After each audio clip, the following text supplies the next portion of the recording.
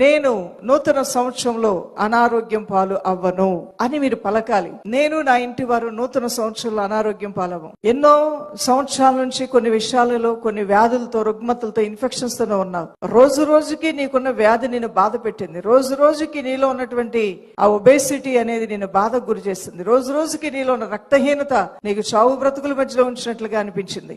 ఆరోగ్యపరంగా I'm very weak అంటూ చెప్పుకుంటూ వచ్చావు. ఐఎమ్ వెరీ వీక్ అండి, నేను చాలా బలహీనండి, నాకు ఆరోగ్యం సరిగా ఉండదండి అని చెప్పుకుంటూ వచ్చావు. ఇక నుంచి నువ్వు పలకాలి, నూతన సంవత్సరంలో నేను బలవంతుడుగా, ఆరోగ్యవంతుడుగా ఉండబోతున్నాను, నేను ఆరోగ్యవంతురాలుగా ఉండబోతున్నాను, ఆయన రెక్కల ఆరోగ్యంతో లేడి వలె గంతులు వేస్తున్నానని చెప్పే రోజు నీకు వచ్చును గాక. ఈ రోజు మీలో కొంతమంది ఎన్నో మెడిసిన్స్ వాడారు, కానీ గర్భం తెరవబడలా. నమ్మండి, వచ్చే సంవత్సరం గర్భము ధరించేంత ఆరోగ్యాన్ని నా దేవుడు నా దేహానికి ఇవ్వబోతున్నాడు. దేవుడు కృప నాకు తోడుగా ఉంటుందని మీరు అనుకోండి దైవజనమా.